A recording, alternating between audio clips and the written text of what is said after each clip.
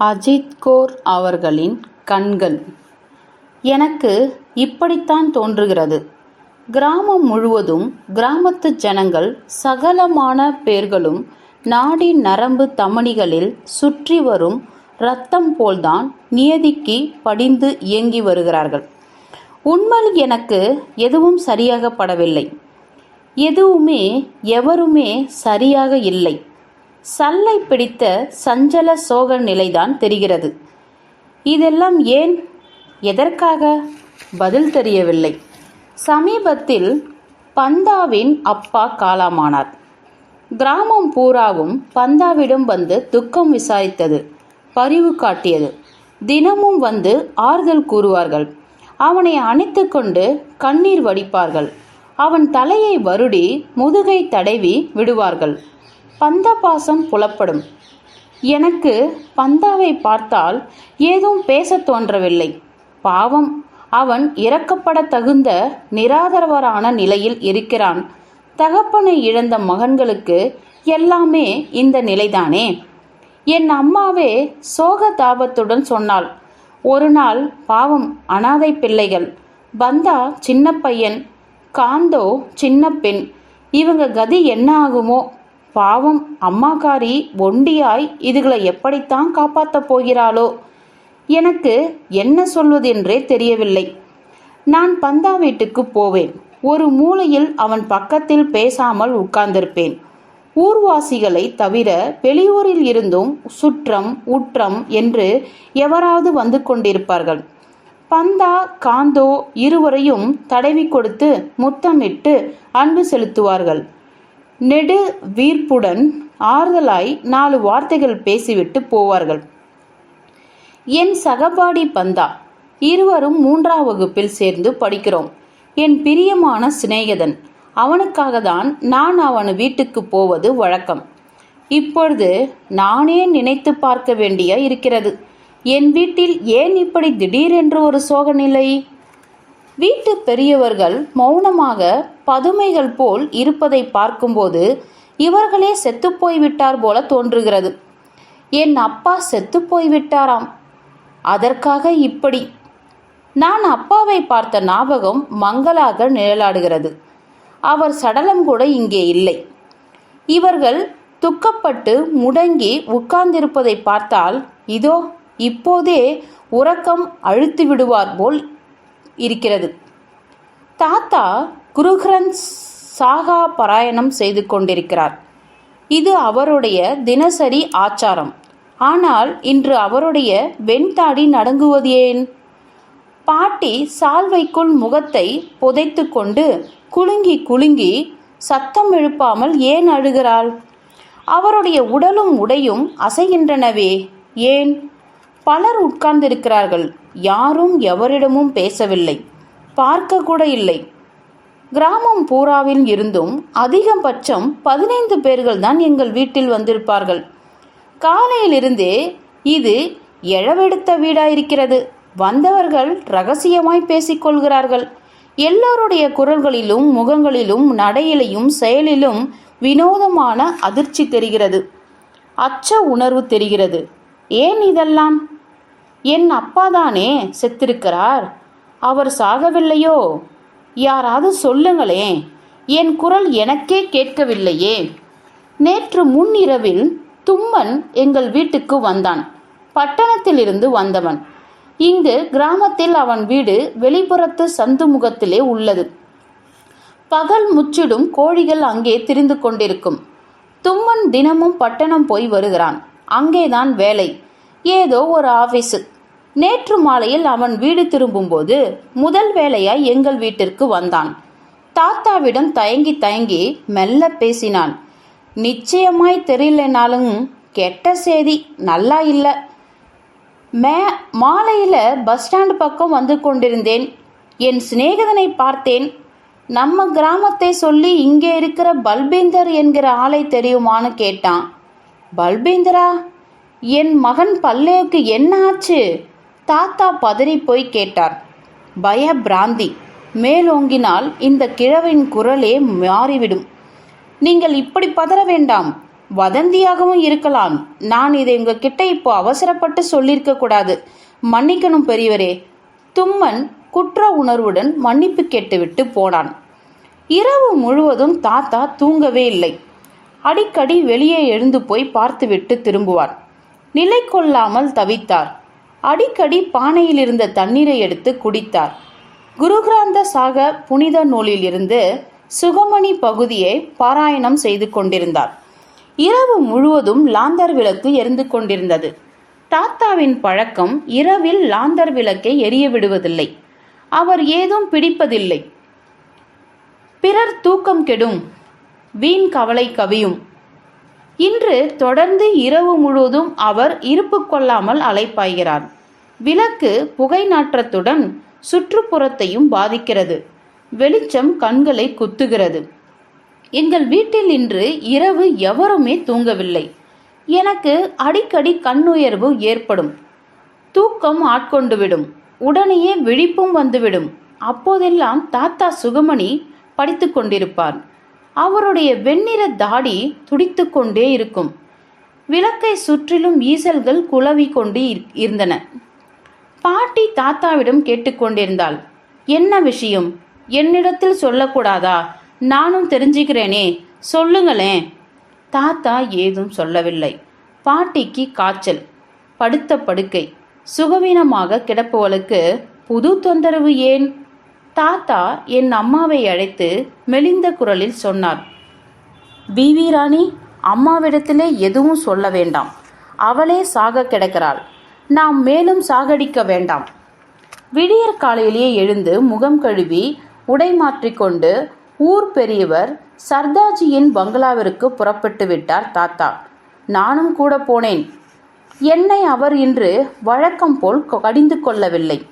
தினமும் காலையில் எழுந்ததுமே, ஏய் முகம் கழுவு, பல் தேய், பாலை குடிச்சிட்டு புத்தகங்களை எடுத்து படி, ஸ்கூலுக்கு நேரத்தில் கிளம்பு, அங்கே இங்கே நிற்காம நேராக ஸ்கூலுக்கு போய் சேரு, விட்டதும் நேரே வீட்டுக்கு வந்து சேரு, வரிசையா அதட்டல்கள் தான். இன்று தாத்தாவிற்கு பேச்சே எழவில்லை. நான் பேசாமல் அவருடன் நடந்தேன். புலரி போதில் தாத்தாவின் கைத்தடி பாதையில் பதிந்திருந்த கற்களில் பட்டு ஓசைப்படுத்திக் கொண்டிருந்தது. பங்களாவிற்குள் சென்று செல்வ சீமான் சர்தாஜியிடம் நேற்று முன்னிரவில் தும்மன் சொன்ன தகவலை தெரிவித்தார். சர்தாஜி தாத்தாவை திகில் பிடித்தவர் போல் உற்று பார்த்தார். ஏதும் பேசவில்லை. பகடி, அதாவது முண்டாசு இல்லாத போது அசட்டுக்கலை புத்திசாலி மாதிரி தலை அசைத்து ஏதோ சொல்ல வந்தார். இதற்குள் அவருடைய சின்ன மருமகள் டிவி சுவிட்சை போட்டு ஒளிகளை புலப்படுத்தினாள். விடியற்காலையில் டிவி இயங்குவதை முதல் முறையாக பார்க்கிறேன். எங்கள் வீட்டில் இதெல்லாம் இல்லை. மாலை முன்னிரவில் பக்கத்து தெருவில் நண்பன் வீட்டில் அடிக்கடி தெரு பிள்ளைகளுடன் படமும் பாடலும் ரசிப்பதுண்டு. காலையில் பள்ளிக்கூடம் புறப்பட்டாக வேண்டுமே. செய்தி அறிவிப்பு ஆரம்பமாகியது. மெல்ல ஒளிபரப்புடன் என் தந்தையின் உருவம் பளிச்சிட்டது. தாத்தாவின் கையில் இருந்த ஊன்றுகோல் நழுவி விழுந்தது. உடல் நடுங்கியது. கட்டிலில் இருந்து எழுந்தவர் தள்ளாடியபடி உட்கார்ந்தார். எனக்கு அவர் விழுந்து விட்டவர் மாதிரி இருந்தது. என் தந்தையின் உருவம் இவ்வளவு பயங்கரமாக எப்படி மாறியது? இறந்திருந்த கண்கள் என்னை இரத்தத்துடன் பார்த்து கொண்டிருந்தன. தலையை சுற்றிலும் அடங்காத கேசங்கள் சடாமுடி மாதிரி, இரத்தத்தில் தோய்ந்த சடாமுடி. தலைப்பாகை பக்கத்தில் விழுந்து கிடந்தது. சட்டை பித்தான்கள் விலகியிருந்தன. கன்னத்தில் இரத்தக்கரை. அப்பா! என் அடிவயிற்றில் இருந்து எழுந்த குமுறல் அலறல் குரல் வலையை கடந்து வெளிப்பட முடியவில்லை.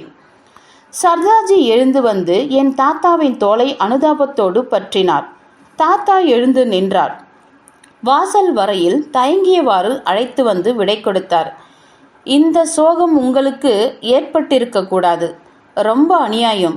இந்த வயசில் உங்களுக்கு. தாத்தா தள்ளாடி கொண்டு வந்தார். வழியில் ஒரு வேப்ப மரத்தடியில் சரிந்து உட்கார்ந்து விட்டார். நிலை தடுமாறி விழுந்துவிட்ட மாதிரி இருந்தது. உடல் நடுக்கம் நிற்கவில்லை. எனக்கு என்ன செய்வதென்றே புரியவில்லை. வாய் மூடி இருப்பதா? உறக்க அழுத்து விடலாமா? என் தந்தையின் விரிந்த கண்கள் இப்பொழுது என்னை ஏக்கத்துடன் இயலாமையுடன் பார்த்து கொண்டிருந்தன. டிவியில் பார்த்த அந்த காட்சி, அந்த உருவம் என் வயிற்றுக்குள் புகுந்துவிட்ட மாதிரி இருந்தது. வயிற்றை, நெஞ்சை என்னவோ செய்தது. வேதனை, வலி. என் அப்பாவின் கண்கள் என்னுள் மட்டுமல்ல, தாத்தாவின் தாடியில், மரத்தடியில், மரக்கிளைகளில், வழியில், பாதையில் பதிந்துள்ள கற்களில், பக்கத்து மேடு பள்ளங்களில் நான் பார்க்கும் இடமெல்லாம் அந்த கண்கள். அந்த பரட்டை தலை, இரத்தம் தோய்ந்த கேசங்கள், முகம், கேசம் எல்லாம் மறைந்துவிட்டன. கண்கள் மட்டும் என்னை பார்க்கின்றன. ஏக்கத்துடன், இயலாமையுடன், ஆற்றாமையுடன், ஆதங்கத்துடன், கொஞ்சம் ஆத்திரத்துடன், பிறகு பாசத்துடன் என்னை பார்த்து கொண்டிருக்கும் என் அப்பாவின் கண்கள் பெரிய கண்கள். வீட்டுக்குள் நுழைந்ததும் தாத்தா வெளிநிலைப்படியில் தலையை மோதி மோதி இரத்தங்காயமாக்கி கொண்டதோடு தீனமாக கதறினார். இந்த வீடு, குடும்பம் எல்லாம் நாசமாயிடுச்சு, நம்ம நாசமா போவோம், எல்லாம் நாசம். பாட்டி அலறிக்கொண்டே கட்டிலில் இருந்து எழுந்தாள். பின்பக்கமாய் விழுந்து விட்டாள். அம்மா அடுப்பில் வெந்து கொண்டிருந்த காய்கறி கூட்டை பாத்திரத்தோடு கீழே இறக்கி வைத்தாள். ஒவ்வொரு கட்டையாக வெளியே இழுத்து அணைத்தாள். சால்வையில் முகத்தையோடு புதைத்து கொண்டு விசும்பினாள். என் தங்கை குட்டோ அம்மாவின் கழுத்தை கட்டிக்கொண்டு முதுகில் சாய்ந்தபடி அம்மாவின் முகத்தை மலங்க மலங்க பார்த்தாள். எனக்கு வாய் விட்டு உறக்க அழ வேண்டும் போல் இருந்தது. குரல் எழவில்லை. கண்ணீர் வழிந்து கன்னங்களில் கரை படிந்தது.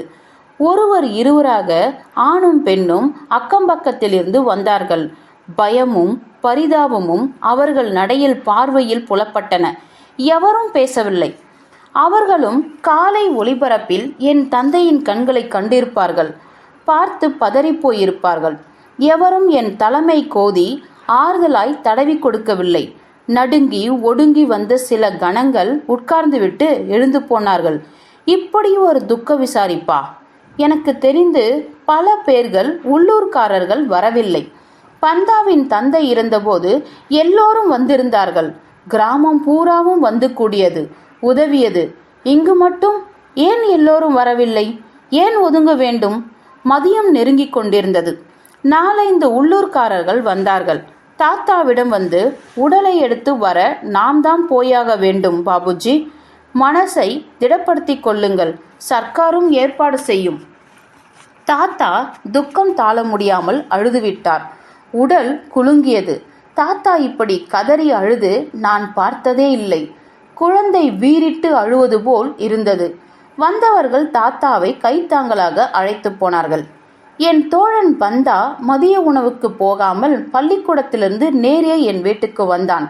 வாசல் படியில் என்னை பார்த்து கொண்டே கொஞ்ச நேரம் நின்றான். பிறகு போய்விட்டான். அந்தி பொழுது தொடங்கியதும் பந்தா மறுபடியும் என் வீட்டுக்கு வந்தான்.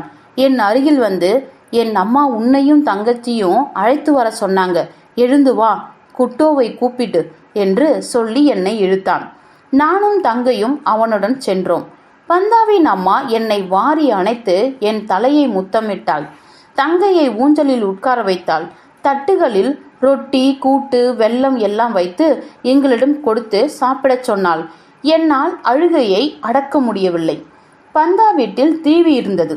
வெளிநாட்டிலிருந்து அவன் சித்தப்பா கொண்டு வந்தது. மாலை பொழுது செய்தி சொன்னபோது என் அப்பாவின் போட்டோவை மறுபடியும் காட்டினார்கள்.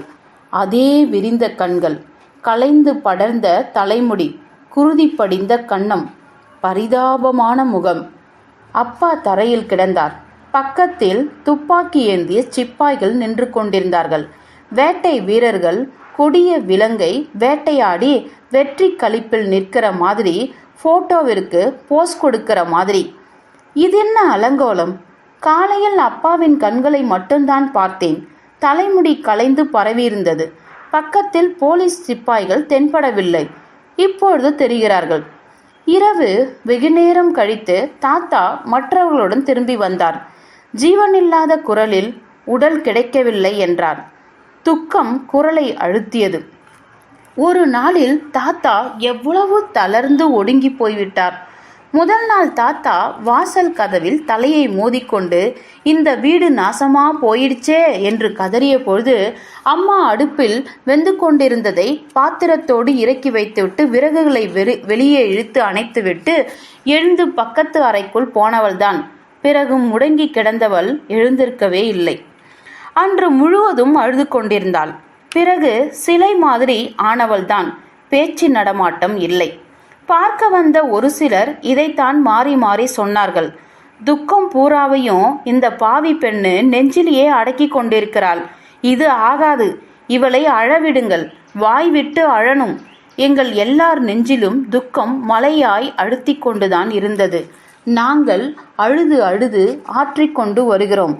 ஆனால் அம்மா இடிந்து போய் முடங்கி கிடக்கிறாள். இவளுக்கு என்ன ஆகுமோ? அம்மா தொலைக்காட்சியை பார்த்திருந்தால் கதறி அழுதிருப்பாள். இல்லை, அச்சத்தில் மேலும் உறைந்து போயிருப்பாள். நான் கூட வாய்விட்டு அழவில்லை. 4-5 தடவை கமுக்கமாய் கண்ணீர் விட்டிருக்கிறேன். இரவில் விசித்து கேவி அழுத போதும் முகத்தை மறைத்து கொண்டிருந்தேன்.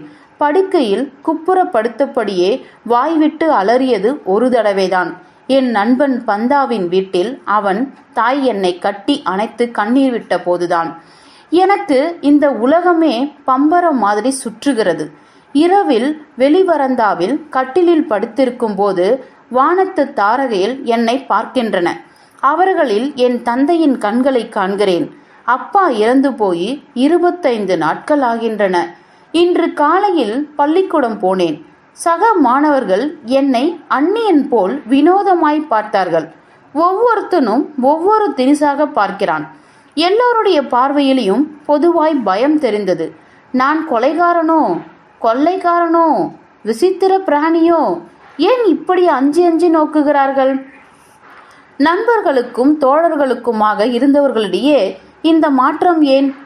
என்னை பார்த்ததும் தமக்குள் மெல்ல பேசிக்கொள்கிறார்கள். இவனுடைய அப்பா ஒரு டெரரிஸ்டான், பயங்கரவாதி, தீவிரவாதி. அதான் போலீஸ் சுட்டு கொன்னுடுச்சு. அவர் ரொம்ப பேர்களை கொலை செஞ்சிருக்கிறாராம். போலீஸ் அவரை தேடிக்கிட்டு இருந்ததாம். தப்பித்து தலைமறைவாய் ஓடி ஒளிஞ்சுக்கிட்டு இருந்தாராம். எத்தனை நாளைக்கு முடியும்? ரொம்ப நாளா வீட்டு பக்கமே வரலையாம். போலீஸ்கிட்டே அகப்பட்டதும் சுட்டு தள்ளிட்டாங்க. ரொம்ப பயங்கரமான ஆளப்பா. எனக்கு இதெல்லாம் கடும் அதிர்ச்சி தரும் புதிய செய்திகள். அப்பா வீட்டை விட்டு போய் பல மாதங்கள் ஆனது தெரியும். வேற எதுவும் எனக்கு தெரியாது. அப்பா அடிக்கடி வீட்டை விட்டு போவது வழக்கம். மாதக்கணக்கில் திரும்ப மாட்டார். அவருக்கு என்னவோ ஏதோ என்று வீட்டில் மற்றவர்கள் கவலைப்படுவார்கள். திடுதப்பென்று வீட்டுக்கு வருவார். பேசாமல் முடங்கி கிடப்பார். எழுந்து நடமாடுவார். எவரிடமும் பேசுவதில்லை. கேட்ட கேள்விக்கு பதில் இருக்காது. அவர் மனசிலே என்ன புகைச்சலோ, என்ன உளைச்சலோ, என்ன குமுறலோ என்னிடம் கூட பேசுவதில்லை. தாத்தா அப்பாவையே ஏக்கத்துடன் பார்த்து கொண்டிருப்பார். ஏதும் பேச மாட்டார். அம்மா மட்டும் சண்டை பிடிப்பாள். அழுது கொண்டே அம்மா அப்பாவிடம் அடிக்கடி சொல்லுவது இதைத்தான். எங்கள் எல்லோரையும் முதலிலே ஏதாவது பாழுங்கிணத்திலே கொண்டு போய் தள்ளிவிடுங்க. அப்புறம் உங்க விருப்பப்படி என்ன வேணும்னாலும் செய்யுங்க, எங்க வேணும்னாலும் போங்க. 2 சின்ன பிள்ளைகள். நான் திக்கு திசை தெரியாதவள். எங்களுக்கு யார் ஆதரவு? இதுகளை எப்படி வளர்த்து ஆளாக்குவேன்? எங்கே போய் நிற்பேன்? யார் பாதுகாப்பு கொடுப்பாங்க? நீங்க தான் பேசுறதே இல்லை. எது கேட்டாலும் பதில் இல்லை. வாய் அடைச்சி போச்சு. எங்கே போறீங்க, எப்போ போறீங்க, ஏன் போறீங்க, எதுவுமே சொல்றதில்ல. நானும் ஒரு நாள் இந்த வீடு வாசல் எல்லாம் துறந்து போயிடுறேன். திரும்பாமலே போய் சேருவேன். அப்பா புத்தி வரும். அப்போ கவனிச்சுப்பீங்க உங்க பிள்ளைங்களை, பெத்தவங்களை. அப்பா பதில் சொல்லாமல் எழுந்து அப்பால் போய் விடுவார். ஊரார் சொல்கிறார்கள், என் அப்பா பல மனிதர்களை கொன்றவராம். அதனால்தான் போலீஸ் அவரை சுட்டு கொன்றதாம். எனக்கு நம்பிக்கை இல்லை. என் தந்தை எவரையும் கொன்றிருக்க மாட்டார். கொலைவெறி அவருக்கு ஏற்படவே முடியாது. ஓர் எறும்பை கூட அவரால் கொல்ல முடியாது. வன் செயலை வெறுப்பவர். ஒரு சமயம் நானும் என் நண்பன் ராமாவும் சேர்ந்து விளையாட்டுக்காக ஒரு காரியம் செய்தோம். பெரிய மரத்தின் உயரத்தில் ஒரு பொந்து. அதில் ஒரு பறவை கூடு கட்டியிருந்தது. அதனுள் 4-5 குஞ்சுகள் இருந்தன. அவைகளை கொண்டு வர வேண்டும் என்று ஆசைப்பட்டோம். நாங்கள் இருவரும் மரத்தின் மேலே ஏறி கிளைகளில் நின்று கொண்டு பொந்துக்குள் கைவிட்டு குருவி குஞ்சுகளை கையில் எடுத்து அழகு பார்த்து கொண்டிருந்தோம். உரித்தெடுத்த இறைச்சை மாதிரி நிறம், மிக மென்மையான உடல், சின்ன அழகு, சின்ன கண்கள், கீச்சு குரலில் அபாயத்தை காட்டும் கூவல், ஒன்றின் மேல் மற்றொன்று உருண்டு தடுமாறி விழுந்து இணைவது வேடிக்கையாக இருந்தது. கூட்டோடு கீழே கொண்டு வந்தோம். குரூரமான செயல் என்கிற உணர்வு இல்லாமல் நாங்கள் இருவரும் குருவி குஞ்சுகளை வருத்தி கொண்டிருந்தோம். அப்பக்கம் வந்த அப்பா இதை பார்த்துவிட்டார். எங்களை திட்டினார், கடிந்து கொண்டார். எங்களிடமிருந்து கூட்டோடு குஞ்சுகளை வாங்கி பத்திரமாக மரம் ஏறி பொந்துக்குள் வைத்து விட்டார். மரத்தில் ஏற அப்பா ஏணியை கொண்டு வந்து வைத்த போது நாங்கள் சொன்னோம், இதுக்கு போய் ஏணி எதுக்கு, நாங்கள் ஏறி போய் வைத்து விட்டு வரோம். கூட்டிலிருந்து ஏதாவது ஒரு குஞ்சு கீழே விழுந்து விட்டால் நீங்க முரட்டு பசங்க, உயிருக்கு உள்ள மதிப்பு உங்களுக்கு எங்கே தெரிய போகுது என்று சொல்லிவிட்டு தானே ஏணிப்படிகளில் ஏறி இருந்த இடத்திலேயே குருவி கூட்டை வைத்துவிட்டு வந்தார். இன்னொரு நிகழ்ச்சி, எங்க வீட்டு மாடிப்படிக்கு கீழே மறைவிடத்தில் பூனைக்குட்டிகள் போட்டிருந்தது. இரவு முழுவதும் தாயும் குட்டிகளும் கத்திக்கொண்டே இருந்தன. தாத்தாவிற்கு இது பிடிக்கவில்லை. வெறுப்போடு கத்தினார். இது என்ன சனியன் பிடிச்ச புலம்பல், சாவு விழுந்த வீட்டில் இழவுக்கு அழுகுற மாதிரி தொடர்ந்து சின்னதும் பெருசுமா மியா மியான்னு ஒப்பாரி வைக்குதுங்க, அபசகுணம், வீட்டுக்கு நல்லதில்லை. அப்பா சொன்னார், பாவம், சின்ன சின்ன குட்டிகளை எடுத்துக்கிட்டு தாய் பூனை இந்த இரவிலே குளிரிலே எங்கே போய் முடங்கும், இங்கேயே இருக்கட்டும். 2 நாட்களுக்கு பிறகு வந்த சுவடு தெரியாமல் பூனை குட்டிகளுடன் வேறு இடத்திற்கு போய்விட்டது. ஒவ்வொரு குட்டியாக வாயில் கவ்விக்கொண்டு போயிற்று. காலையில் ஒரு குட்டி மட்டும் இடுக்கில் ஒடுங்கி கிடந்தது. பயந்தபடி பார்த்தது. பாட்டி வியந்து போய் சொன்னால், இது என்னடி அநியாயம், கலிகாலங்கிறது இப்படிதான் இருக்கும். தாய் தன் குட்டியை மறந்து விட்டுட்டு போயிடுச்சே, தாய்க்கு புள்ளை பாரமா? அம்மா சொன்னாள், இதை தூக்கி வாசல்ல வராந்தாவில் வைத்து விடலாம், இதன் குரலை கேட்டு தாய்ப்புனை வந்து தூக்கிட்டு போயிடும். அப்பா உடனே கடிந்து கொண்டார். பொடி பைத்தியக்காரி, அதுக்குள்ள தெருநாய் வந்து கடிச்சு தின்னுட்டு போயிடும், உனக்கு புத்தி போகுதே, பாவம் சின்ன குட்டி. உடனே ஒரு கிண்ணத்தில் பால் வார்த்து கொண்டு வந்தார். பூனைக்குட்டியை பாசத்துடன் எடுத்து மடியில் வைத்து கொண்டு பாலில் பஞ்சை தோய்த்து சொட்டு சொட்டாய் பூனைக்குட்டிக்கு கொடுத்தார். என் தாயும் பாட்டியும் சால்வையில் முகத்தை மறைத்தபடி ஏளனமாய் சிரித்ததை கண்டேன். இப்பேற்பட்ட என் அப்பா எவரையாவது கொலை செய்திருக்க முடியுமா? எதற்காக யாரை கொலை செய்ய வேண்டும்? அவருக்கு அப்படி என்ன கட்டாயம் வந்திருக்கும்? நான் சிந்தித்து சலித்து போனேன். என்ன பயன்? ஒரே குழப்பம், விளங்கவில்லை. அப்படி ஒரு கால் என் அப்பா எவரையாவது கொண்டிருந்தால் இறந்தவர் வீட்டிலும் இப்படித்தானே அழுவார்கள். அங்குள்ள குழந்தைகளும் எங்களைப் போல் அனாதைகளாகத்தானே போகும். இழவுக்கும் துக்கம் விசாரிக்கும் பலரும் வந்து போவார்களே. அங்குள்ள முதியவருக்கு எங்கள் தாத்தாவை போல் தாடி துடிக்க குமரி குமரி அழுவாரோ? கைத்தடி நழுவி விழ தடுமாறி சாய்வாரோ? இன்று காலை பள்ளிக்கூடம் போனதும் புதிய அனுபவம் ஏற்பட்டது.